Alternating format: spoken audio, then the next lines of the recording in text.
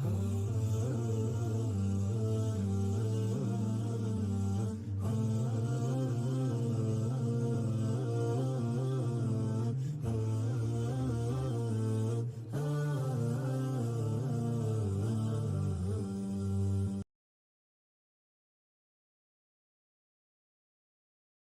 الله الرحمن الرحيم. الحمد لله رب العالمين، وصلى الله وسلم وبارك على نبيه الأمين وعلى آله وصحبه أجمعين. نستأنف في شرح بعض أحاديث الحج من كتاب بلوغ المرام، ولعلنا نأخذ حديث أو حديثين بحسب ما يسمح به الوقت. فنبدأ بحديث جابر، وهو أصل في صفة حج النبي صلى الله عليه وسلم ودخول مكة. تفضل يا شيخ. باب صفة الحج ودخول مكة. عن جابر بن عبد الله رضي الله عنهما أن رسول الله صلى الله عليه وسلم حج فخرجنا معه حتى أتينا ذا الحليفة، فولدت أسماء بنت عميس فقال: اغتسلي واستكثري بثوب وأحرمي. وصلى رسول الله صلى الله عليه وسلم في المسجد، ثم ركب القصوى حتى إذا استوت به على البيداء أهل بالتوحيد: لبيك اللهم لبيك، لبيك لا شريك لك لبيك، إن الحمد والنعمة لك والملك لا شريك لك. حتى إذا أتينا البيت استلم الركن فرمل 3 ومشى 4، ثم أتى مقام إبراهيم فصلى، ثم رجع إلى الركن فاستلمه، ثم خرج من الباب إلى الصفا، فلما دنا من الصفا قرأ: إن الصفا والمروة من شعائر الله، أبدأ بما بدأ الله به. فرقي الصفا حتى إذا رأى البيت فاستقبل القبلة فوحد الله وكبره وقال: لا إله إلا الله وحده لا شريك له، له الملك وله الحمد وهو على كل شيء قدير. لا إله إلا الله وحده أنجز وعده ونصر عبده وهزم الأحزاب وحده. ثم دعا بين ذلك 3 مرات، ثم نزل إلى المروة حتى إذا انصبت قدماه في بطن الوادي سعى، حتى إذا صعدتا مشى إلى المروة، ففعل على المروة كما فعل على الصفا، فذكر الحديث وفيه: فلما كان يوم التروية توجهوا إلى منى، وركب رسول الله صلى الله عليه وسلم فصلى بها الظهر والعصر والمغرب والعشاء والفجر، ثم مكث قليلا حتى طلعت الشمس، فأجاز حتى أتى عرفة، فوجد القبة قد ضربت له بنمرة، فنزل بها حتى إذا زاغت الشمس أمر بالقصوى فرحلت له، فأتى بطن الوادي فخطب الناس، ثم أذن، ثم أقام فصلى الظهر، ثم أقام فصلى العصر، ولم يصل بينهما شيئا. ثم ركب حتى أتى الموقف، فجعل بطن ناقته القصواء إلى الصخرات، وجعل حبل المشاة بين يديه، واستقبل القبلة، فلم يزل واقفا حتى غربت الشمس وذهبت الصفرة قليلا، حتى غاب القرص ودفع، وقد شنق للقصواء الزمام حتى إن رأسها ليصيب مورك رحله، ويقول بيده اليمنى: أيها الناس، السكينة السكينة. كلما أتى حبلا أرخى لها قليلا حتى تصعد، حتى أتى المزدلفة فصلى بها المغرب والعشاء بأذان واحد وإقامتين، ولم يسبح بينهما شيئا. ثم اضطجع حتى طلع الفجر، فصلى الفجر حين تبين له الصبح بأذان وإقامة. ثم ركب حتى أتى المشعر الحرام، فاستقبل القبلة فدعاه وكبره وهلله، فلم يزل واقفا حتى أسفر جدا، فدفع قبل أن تطلع الشمس حتى أتى بطن محسر فحرك قليلا، ثم سلك الطريق الوسطى التي تخرج على الجبرة الكبرى حتى أتى الجبرة التي عند الشجرة، فرماها ب7 حصيات يكبر مع كل حصاة منها مثل حصى الخذف. رمى من بطن الوادي ثم انصرف إلى المنحر فنحر، ثم ركب رسول الله صلى الله عليه وسلم فأفاض إلى البيت فصلى بمكة الظهر. رواه مسلم مطولا. هذا الحديث هو في صفة حج النبي صلى الله عليه وسلم، وهو من أطول الأحاديث الذي سرد قصة حج النبي صلى الله عليه وسلم، لذلك ذكر في بابه فقال صفة الحج ودخول مكة، أي بيان مناسك الحج مرتبة وكيفية وقوعها وأوقاتها وماذا يفعل عندما يصل إلى البيت، وهي صفة حج الوداع، حج النبي صلى الله عليه وسلم. ولما خرج النبي صلى الله عليه وسلم حاجا ولدت أسماء بنت عميس، وهي زوج أبي بكر الصديق رضي الله عنه، فولدت بمحمد ابن أبي بكر رضي الله عنه، وهذا أول حكم شرعي يبينها النبي عليه الصلاة والسلام في ذلك الموقف. هل يجوز للحائض أو النفساء أن تحرم وأن تحج؟ نعم، يجوز لها، وهذا الذي بينه النبي عليه الصلاة والسلام، فقد أمرها أن تحرم.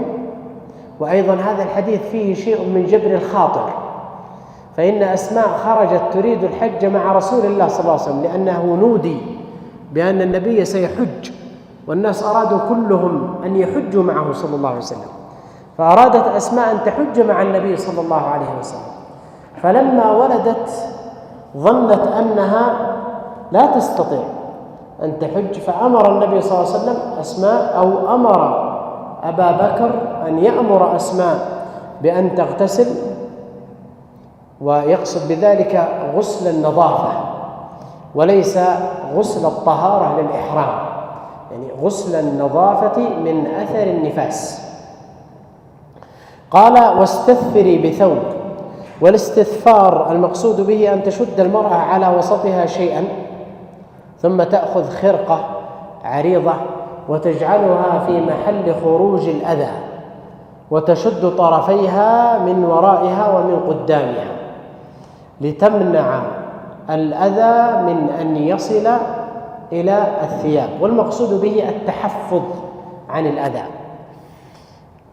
النبي عليه الصلاة والسلام ارتحل بعد ذلك من المسجد، والمقصود به مسجد الميقات أو مسجد الشجرة، فارتحل على ناقته صلى الله عليه وسلم، واسمها القصواء، يعني ناقة النبي عليه الصلاة والسلام لقبت بذلك.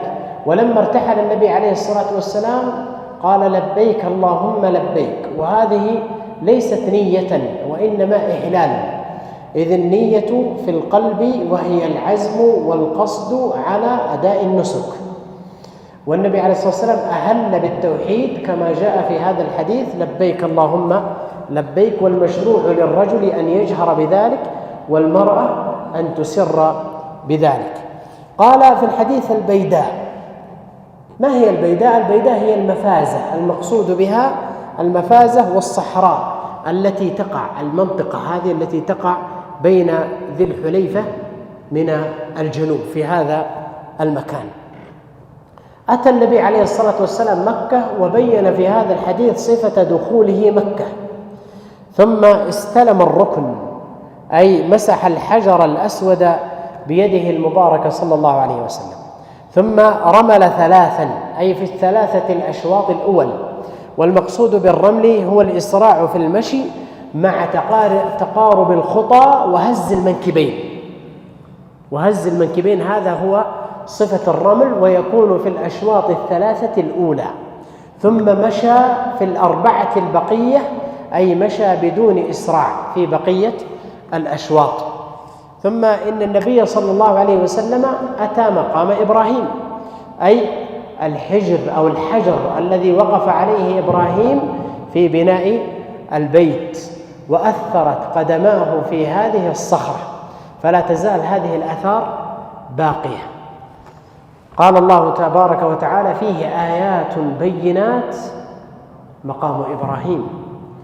وقال: واتخذوا من مقام إبراهيم مصلى، والمقصود به ركعتي الطواف التي تكون خلف المقام. وركعتي الطواف سنة يصليها خلف المقام، فإن شق عليه صلاها في أي مكان، وإذا فاتته لا يقضيها لأنها سنة فات محلها، وهي أيضا من السنن التي تكون من ذوات الأسباب.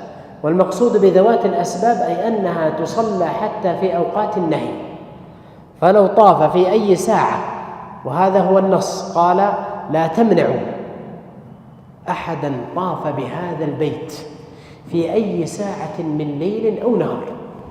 فقد يطوف في ساعة من ليل أو نهار فيكون في هذا وقت نهي، أوقات النهي معلومة، فإذا طاف صلى ركعتي الطواف حتى ولو كانت في وقت النهي. قال في الحديث: ثم رجع إلى الركن، أي بعد صلاة ركعتي الطواف عاد إلى الحجر الأسود فمسحه بيده صلى الله عليه وسلم. قال في الحديث: من الباب، أي باب بني مخزوم، وهو الذي يسمى اليوم بباب الصفا. قال: ثم دنا من الصفا، أي اقترب منها، والصفا هو الجبل المعروف بجوار البيت. والصفا جمع صفاه، والمقصود بالصفاه هي الحجر الأعلى. وقال صلى الله عليه وسلم: أبدأ بما بدأ الله به، ويقصد بذلك أن الله تبارك وتعالى في كتابه بدأ بذكر الصفا قبل المروة، فقال: إن الصفا والمروة من شعائر الله، فبدأ الله بذكر الصفا قبل ذكر المروة. والمروة أيضا هو جبل معروف بجوار البيت. قال في الحديث: فرق الصفا، أي صعد على الصفا حتى قابل البيت، وكان البيت وجاهه أمامه، فوحد الله، أي قال: لا إله إلا الله وحده لا شريك له، وكبر، أي عظم الله تبارك وتعالى، ثم قال: أنجز وعده، أي حقق وعده لرسول الله صلى الله عليه وسلم بنصره وتأييده ودخوله البيت آمنا، فقال: لتدخلن المسجد الحرام إن شاء الله آمنين. قال: ونصر عبده، أي نصر رسوله صلى الله عليه وسلم بفتح مكة وإعلاء كلمة الله ونشر دينه. قال: وهزم الأحزاب وحده، أي خذل الجماعات التي تحزبت ضد رسول الله صلى الله عليه وسلم، ورد كيدهم في نحورهم، كما جاء في سورة الأحزاب حين وصف الله حال المؤمنين: قال: إذ جاءوكم من فوقكم وإن أسفل منكم وإذ زاغت الأبصار وبلغت القلوب الحناجر وتظنون بالله الظنون هنالك ابتلي المؤمنون وزلزلوا زلزالا شديدا. فرد الله كيدهم في نحورهم دون أن يخسر المسلمون شيئا أو أن يخوضوا معركة. ثم دعا بين ذلك 3 مرات، أي كرر هذا الذكر 3 مرات، ثم نزل إلى المروة، أي انحدر من جبل الصفا إلى ناحية جبل المروة متجها إليها. قال: إن صبت قدمه في بطن الوادي، أي انحدرتا في بطن الوادي، وهو المنخفض الذي يكون بين الصفا والمروة، ويسمى اليوم بماذا؟ بالعلمين، اللمبات الخضراء من هنا ومن هنا. فإذا وصل إليها، والمقصود باللمبات الخضراء هذه علامة الوادي، أي المنحدر، لأن هذا المكان كان بطن وادي، يقول ابن جبير في رحلته قال: كان الطائف إذا قدم إلى البيت فطاف فأدركه الليل قبل أن يسعى أجل السعي إلى اليوم الثاني. ليش؟ قال: تختطفها السباع من الوادي، لأن المنطقة وادي، فغير متصور اليوم عند الناس أن هذا المكان كان وادي تنام فيه السباع، وهذا من فضل الله علينا. قال: سعى في منحدر الوادي أي رمل وهرول، وقد وضع على هذا المكان كما قلنا علامة اللي هي اللمبات الخضراء من مبتدئه إلى منتهاه. والمشروع أن الرجل يهرول وأن المرأة لا تهرول. قال: حتى إذا صعد، أي حتى إذا خرج من بطن الوادي وبدأ يرتفع إلى المروة عاد ومشى مشيا دون هرولة. قال: ففعل على المروة كما فعل في الصفا، أي أنه استقبل القبلة وجعلها وجاهه وذكر الله بما ذكره على الصفا وكبره 3 مرات. قال: فذكر الحديث، أي أتم الحديث وفي بقية الحديث الذي ذكره. قال: يوم التروية، ويوم التروية هو اليوم 8 من ذي الحجة، وسمي بيوم التروية لأن قريش كانوا يتروون فيه من الماء، إذ لم يكن بعرفة ماء في ذلك الوقت، كانت مقفرة ما فيها شيء، فكانوا يتروون بالماء في اليوم 8 من منى، فسميت منى يوم التروية. قال: فأجاز حتى أتى عرفة، أي بعد أن شرقت الشمس وارتفعت سار من منى متجاوزا المزدلفة، فلم يقف بالمزدلفة حتى وصل إلى عرفة، أي بالقرب منها. وهذا الأمر فعله النبي عليه الصلاة والسلام لأن قريش ما كانوا يخرجون إلى عرفة، يقولون: نحن الحمص، أي نحن أهل البيت، فما كانوا يخرج، قالوا: ما نخرج كما يخرج الناس، نحن حماة البيت. فكانوا يخرجون الناس وهم يمكثون إلى الصفا ويعودون إلى المزدلفة ثم يعودون، ما يخرجون مع الناس. فأنزل الله: ثم أفيضوا من حيث أفاض الناس. فكانوا ينتظرون ليرون ماذا سيفعل النبي عليه الصلاة والسلام، فكانوا ينتظرون فعله صلى الله عليه وسلم، هل سيفعل كما تفعل قريش؟ فجاوز النبي عليه الصلاة والسلام مزدلفة حتى أتى عرفة كما أفاض الناس، كما أتى الناس. وضربت للنبي صلى الله عليه وسلم هنالك قبة، نصبت له قبة بنمرة، ونمرة هو موضع بجانب عرفة وليس من عرفة. ومكث النبي عليه الصلاة والسلام حتى زاغت الشمس، أي زالت الشمس عن كبد السماء ودخل وقت صلاة الظهر، فرحلت له ناقته، رحلوها وصعد النبي عليه الصلاة والسلام على ناقته، فصعد عليها ليخطب صلى الله عليه وسلم بالناس. فأتى بطن الوادي، أي المنخفض الذي فيه وادي نمرة اللي فيها المسجد الآن، مسجد نمرة الموجود الآن هو المكان الذي وقف فيه النبي صلى الله عليه وسلم خطيبا. وبعض هذا المسجد ليس من نمرة، ليس من عرفة عفوا، بمعنى لو أن شخصا وقف فيه فإنه لا يكون واقفا بعرفة. قال: ثم أذن، أي أمر المؤذن فأذن لصلاتي الظهر والعصر، أذان واحد، ثم أقام لصلاة الظهر وصلى، ثم أقام، أي أمر المؤذن فأقام لصلاة العصر وصلى، وجمع بين الظهر والعصر ولم يصلي بينهما شيء، يعني لم يتنفل بين صلاة الظهر والعصر حتى أتى الموقف أي عرفات. ووقف صلى الله عليه وسلم بعرفات إلى الصخرات، والصخرات هي صخرات سود في أسفل الجبل، الجبل المعروف الآن اللي اسمه جبل إيش؟ جبل الرحمة. وجعل حبل المشاة بين يديه، والمقصود بحبل المشاة أي مجتمع المشاة أو طريق الرجالة الذين يمشون على أقدامهم. ويطلق الجبل كذلك على الجبل، ويطلق على الحبل هذا كذلك عليها الجبل الصغير حتى غاب قرص الشمس.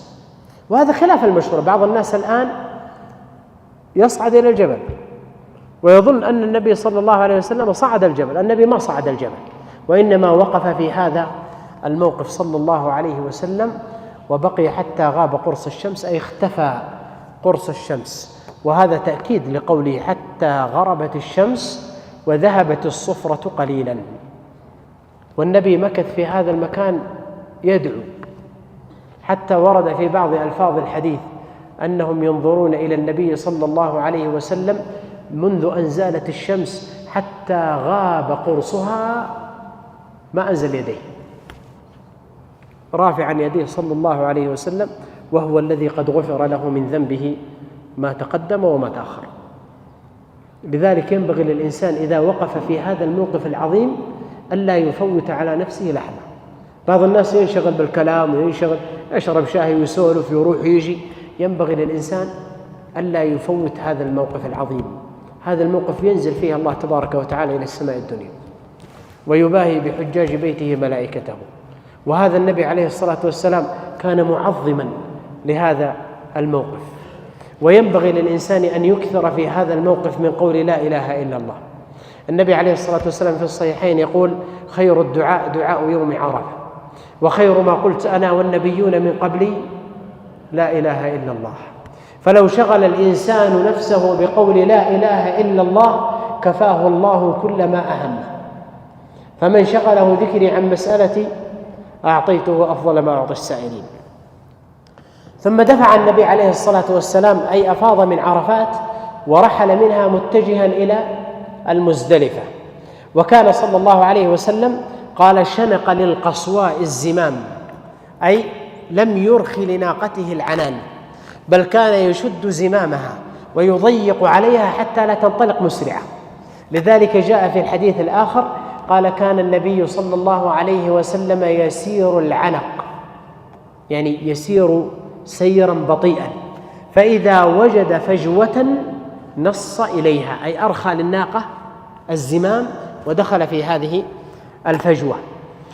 وكان إذا وجد مكانا مرتفعا أرخى للناقة الزمام حتى تستطيع أن تصعد إلى هذا المكان، ثم يعود ويشد هذا الزمام قال حتى إلى مورك رحله.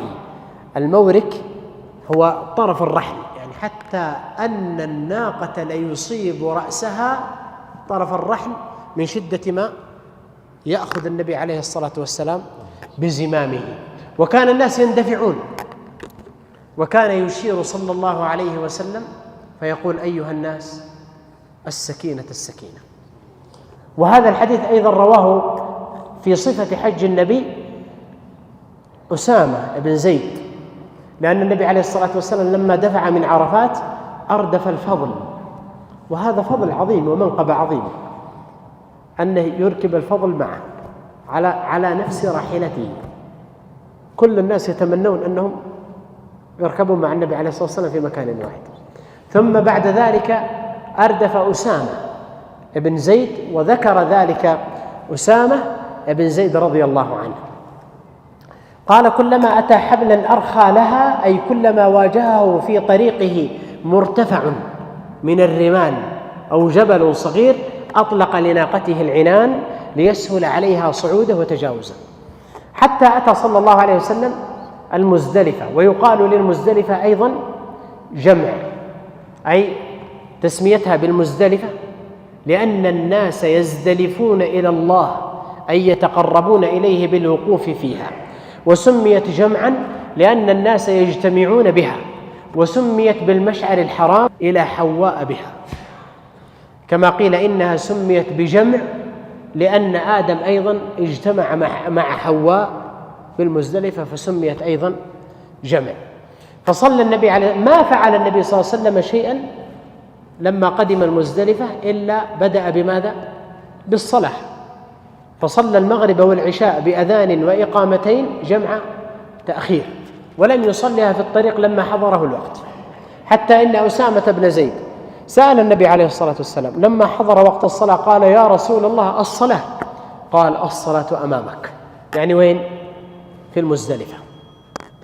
قال ولم يسبح بينهما شيئا، أي ولم يصل بينهما شيئا من النوافل حتى تبين له الصبح، أي بات النبي عليه الصلاة والسلام حتى تبين له الصبح، أي حتى اتضح له الفجر وبزغ. والمراد أنه بادر بصلاة الصبح في أول وقتها، في أول اتضاح الصبح له.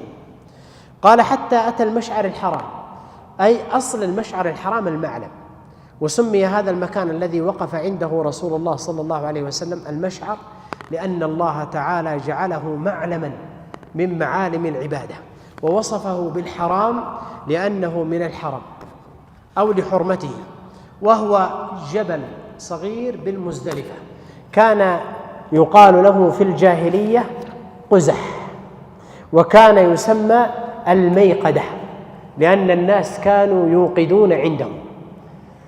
قال حتى أسفر جدا، أي إسفارا بليغا، وظهر نور النهار ظهورا قويا، واقترب طلوع الشمس، حتى أتى بطن محسر. وبطن محسر واد بين المزدلفة ومنى. ثم حرك قليلا، أي أسرع السير قليلا بمقدار رمية بحجر. ومحسر سمي بذلك لأن الفيل الذي غزا عليه إبرهة البيت ليهدمه حسر فيه وكل وأعيا ما استطاع، بارك فيه، فكانوا إذا وجهوه إلى البيت يبرك ما يستطيع، فكانوا إذا أنهضوه إلى مكان آخر نهض وانطلق، فسمي هذا الوادي بمحسر. ومحسر ليس من المزدلفة وإنما من منى، وهو بين منى ومزدلفة. حرك صلى الله عليه وسلم قليلا، أي أسرع السير قليلا بمقدار رمية حجر. قال حتى أتى الجمرة الكبرى، وهي جمرة العقبة، وسميت الجمرة لاجتماع الناس، أي اجتماعهم عندها، يقال أجمر بنو فلان إذا اجتمعوا. والجمرة التي عند الشجرة هي جمرة العقبة، وهي الحد فيما بين منى ومكة، هي جمرة العقبة، أو يقال لها الجمرة الكبرى. ثم رماها ب7 حصيات، ولا يرمى في يوم العيد إلا الجمرة الكبرى. ورماها ب7 حصيات، قال كحصى الخذف أو الخذف، أي حصى صغار، بحيث يمكن أن يرمى بإصبعين هكذا بهذه الصفة. والخذف في الأصل مصدر سمي به، يقال خذفت الحصى ونحوها خذفا من باب ضرب، أي رميتها بطرفي الأصبعين الإبهام والسبابة. وقدر حصى الجمار مثل حبة الباقلاء، يعني صغيرة، وهو خلاف المشروع ما يفعل بعض الناس اليوم، تجد يأخذ حجر كبير. القضية إنما جعل، يقول النبي عليه الصلاة والسلام، الطواف بالبيت والسعي بين الصفا والمروة والوقوف بعرفة والمبيت بمزدلفة ورمي الجمار لتعظيم الله. هذا تعظيم لله تبارك وتعالى، وهو أداء لنسك، وليس كما يتصوره. هو في الأصل أن الشيطان ظهر لإبراهيم في ذلك الموطن ليصده عن أمر الله، لكن جعل بعد ذلك نسكا، فأداه النبي صلى الله عليه وسلم بهذه الصفة، ورمى على راحلته ليرى الناس فعله ويقتدوا به، وقال خذوا عني مناسككم، وقال لعلي لا ألقاكم بعد عام هذا، يعني انظروا إلي وافعلوا ما أفعله. فينبغي للإنسان أن يقتدي بالسنة، وخير الأمور السالفات على الهدى، فينبغي للإنسان أن يفعل ما فعلها النبي عليه الصلاة والسلام ويقتدي بفعله. قال بعد ذلك من بطن الوادي، أي هذا هو المسنون في رمي جمرة العقبة. وإذا كان الرامي في بطن الوادي تكون مكة عن يساره ومنى عن يمينه.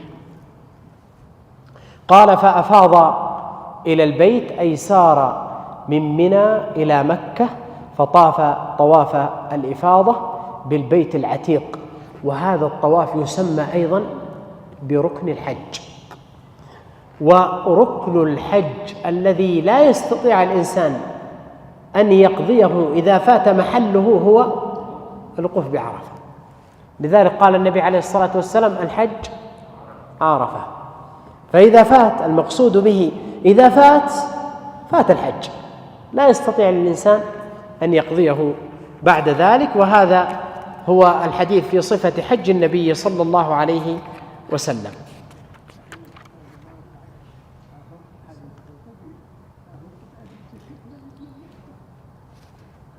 عطنا الحديث يا شيخ 755. 755 نعم، اللي هو حديث عائشة. أي نعم. عن عائشة رضي الله عنها قالت: استأذنت سودة رسول الله صلى الله عليه وسلم ليلة المزدلفة، استأذنت أن تدفع قبله، وكانت ثبطة تعني ثقيلة، فأذن لها. متفق عليهما. سودة رضي الله عنها هي زوج النبي صلى الله عليه وسلم، ولما كانت بالمزدلفة استأذنت رسول الله، أي طلبت من النبي صلى الله عليه وسلم أن يرخص لها في الدفع من مزدلفة قبل الفجر، يعني بعد منتصف الليل. فأرادت أن تفيض قبل النبي عليه الصلاة والسلام، وكانت ثبطة أي امرأة ثقيلة بطيئة الحركة عظيمة الجسم، فرخص لها رسول الله صلى الله عليه وسلم. وهذا الحديث أورد البخاري هذا الحديث بلفظ عن عائشة رضي الله عنها، استأذنت سودة النبي صلى الله عليه وسلم ليلة جمع، وكانت ثقيلة ثبطة، فأذن لها النبي صلى الله عليه وسلم في أن تدفع. وجاء في بعض ألفاظ الحديث أن تدفع قبل حطمة الناس، وكانت امرأة بطيئة فأذن لها. والمقصود بحطمة الناس قبل قدوم الناس ومجيئهم.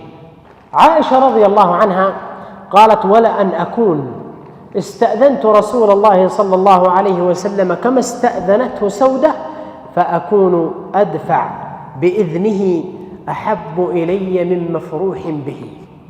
تقصد أنها تأخذ الإذن منه وتدفع قبل مجيء الناس وتصل إلى منى وترمي الجمرة قبل أن يأتي الناس، أحب إليها من بقائها في مزدلفة حتى تشرق الشمس. وهذا الحديث أصل في الإذن لمن كان له عذر من مرض أو ضعف أو كبر سن أو هرم أو كان رفيقا لضعفاء، أنه يجوز له أن يدفع قبل الفجر، لما جاء من حديث عبد الله مولى أسماء رضي الله عنها أنها نزلت ليلة جمع عند المزدلفة فقامت تصلي، فصلت ساعة ثم قالت: يا بني هل غاب القمر؟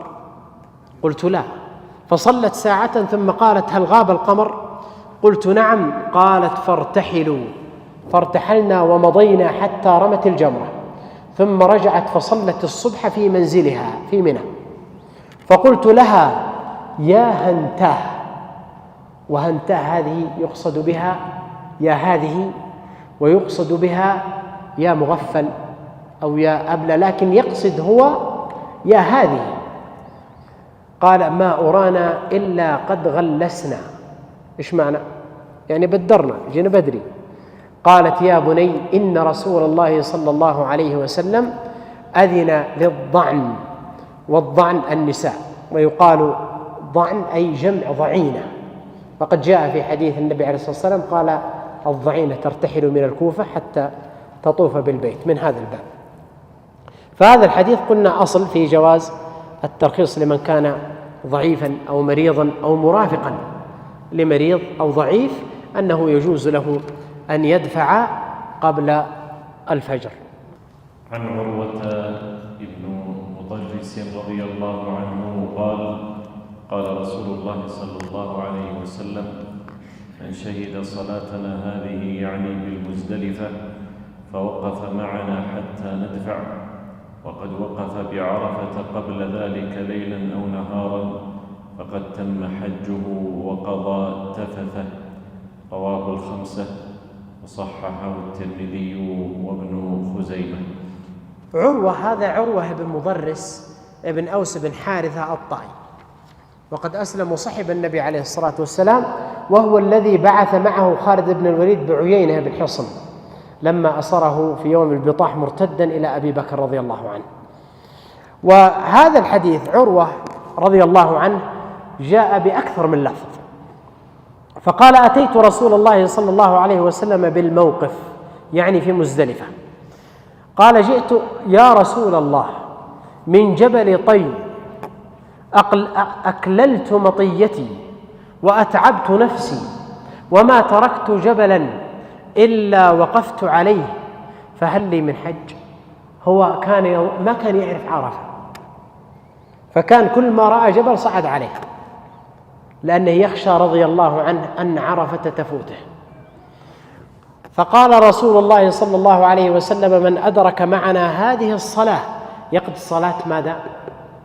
صلاة الفجر في مزدلفة، وأتى عرفات قبل ذلك ليلا أو نهارا، فقد تم حجه وقضى تفثه.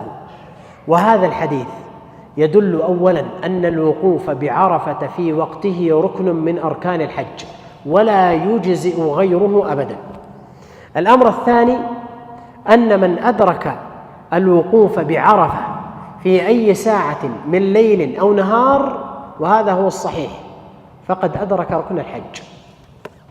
لا يلزم أن يكون نهارا فقط، وإنما إذا أتى هذا الحديث قال ليلا أو نهارا، فدل ذلك على أن الوقوف بعرفة ركن الحج. قال: وشهد الصلاة أي بات بالمزدلفة وأدرك صلاة الفجر في المزدلفة قبل طلوع الشمس، فقد أتى أيضا بما يجب عليه من المبيت في مزدلفة، ويكفيه من ذلك بعض الليل. ما يلزم أن الإنسان من أول الليل إلى طلوع الفجر، بل لو أتى في شيء من الليل فقد أدرك المبيت بمزدلفة وقضى حجه وأتم تفثه. عن ابن عباس رضي الله عنهما قال: أمر الناس أن يكون آخر عهدهم بالبيت إلا أنه خفف عن الحائض. متفق عليه. حديث ابن عباس رضي الله عنه يقول: أمر الناس، أي أن النبي صلى الله عليه وسلم أمر من لم يكن من أهل مكة أن يكون إذا أراد أن يعود إلى أهله آخر عهده بالبيت، إلا أن ذلك خفف عن الحائض، أي أن رسول الله صلى الله عليه وسلم خفف عن الحائض فرخص لها في ترك طواف الوداع. وجاء في حديث ابن عباس عند مسلم قال: كان الناس ينصرفون في كل وجه، يعني كل يعود إلى بلده، فقال رسول الله صلى الله عليه وسلم: لا ينفرن أحد حتى يكون آخر عهده بالبيت. وجاء في صحيح البخاري ومسلم واللفظ للبخاري من حديث عائشة أن صفية بنت حيي زوج النبي صلى الله عليه وسلم، وكانت ممن حج مع النبي، حاضت قبل أن تطوف الوداع، فذكر ذلك لرسول الله صلى الله عليه وسلم، فقال: أحابستنا هي؟ قالوا: إنها قد أفاضت، يقصدون ماذا؟ طافت طواف الإفاضة. قال: فلا إذن، أي أنها لا تحبسنا.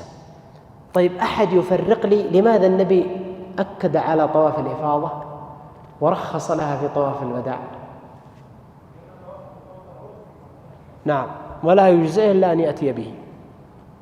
وطواف الوداع واجب، وهذا دليل على أن طواف الوداع واجب من واجبات الحج. واجبة الواجبات تجبر بدم إذا تركها، ولا لا؟ فإذا كان معذورا كمن حاضت ما استطاعت أن تطوف بالبيت رخص لها، لكن ما رخص لها النبي عليه الصلاة والسلام في طواف الإفاضة. فلو كان طواف الوداع ركنا لما رخص لها أيضا النبي عليه الصلاة والسلام في ألا تطوف بالبيت. وهذا رد على من قال بأن طواف الوداع ركن. لذلك طواف الوداع واجب من واجبات الحج، ويجب أن يكون طواف الوداع بعد الفراغ من جميع المناسك، ويرخص للحائض والنفساء ترك طواف الوداع ولا شيء عليها في ذلك. وهنا مسألة، بعض الناس يكون من أهل جدة مثلا، فتحصل يمر مكة أو المر الحرم حصل زحمة، فيطلع جدة يقول أنا أقضي غرض وبرجع أطوف بالبيت إذا خف الزحمة شوي، ولا لا يجزئه ذلك، لأنه في هذه الحالة لم يكن آخر عهده بالبيت، ولا لا، ما كان آخر عهده بالبيت، وخروجه بهذه الصفة يكون قد ترك واجبا من واجبات الحج يجب عليه فيه دم. فلا يقول أخرج، خروجه من مكة هذا يعني أنه قد ترك هذا الواجب.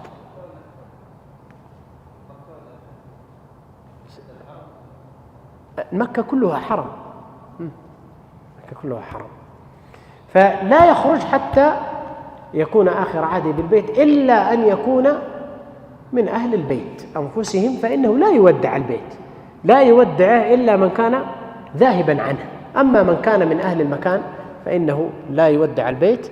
ولعلنا نكتفي بما أخذناه من هذه الأحاديث، وإن يسر الله لقاءات أخرى نتم بقية الأحاديث فيه بإذن الله. وصلى الله وسلم على نبينا محمد وعلى آله وصحبه أجمعين، والحمد لله رب العالمين. طيب، السؤال الأول، ولا بنكثر عليكم. السؤال الأول: من يذكر لي المواقيت؟ كلكم رفعتوا أيديكم فأحرجتون الآن. طيب، هات يا شيخ، يلا نبدأ بالقريب. لملم، قرن المنازل، الجحفة. طيب،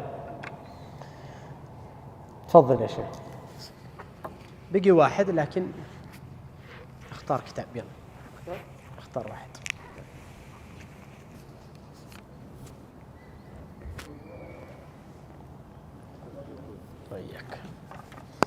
طيب، السؤال الثاني: ميقات أهل مكة.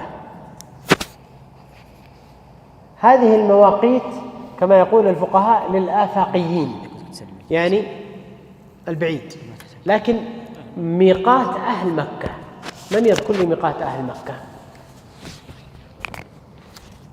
طيب، أنت يا شيخ. من مكة للحل، ليش؟ أحسنت، تفضل، تعال خذ الجائزة. وياك، اختار واحد.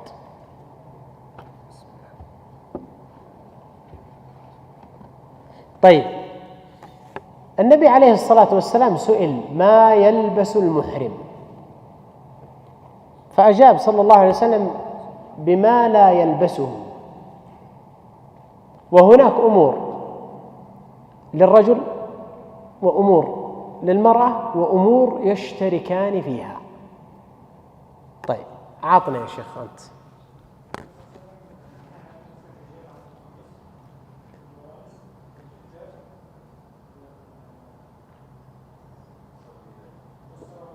السراويل. طيب، هذا خاص بالرجال. المرأة ايش يختص بها؟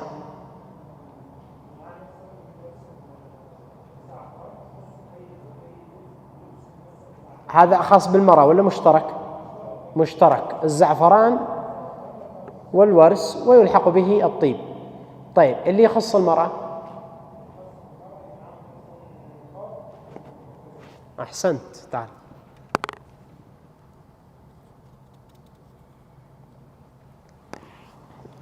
متى يجوز للمحرم أن يأكل من الصيد.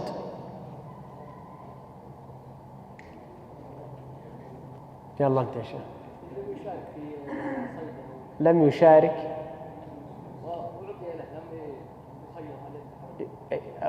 ولم يشر ولم يصد لأجله. طيب ولم يصد لأجله. خذ لك كتاب.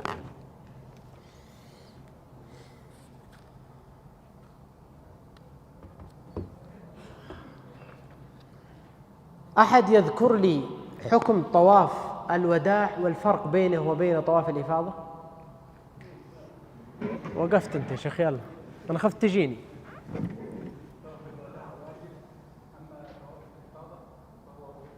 ركن. طيب تفضل يا شيخ. نكتفي بهذا القدر وصلى الله وسلم على نبينا. ونعتذر للي ما سألناه أو ما جاء الدور، لكن نعدكم إن شاء الله في لقاء قادم بإذن الله. والله يتقبل منا ومنكم. جزاك الله خير. الله يتقبل منك. ينفع بك. هذه هدية من الجامع. يعني هي رمز تقدير. الله ينفعك بها. آمين. الله يجزاك خير. شكرا الله. يتقبل منا ومنكم يا شيخ. جمعية الدعوة والإرشاد وتوعية الجاليات بأبها. بالدعوة نحيا.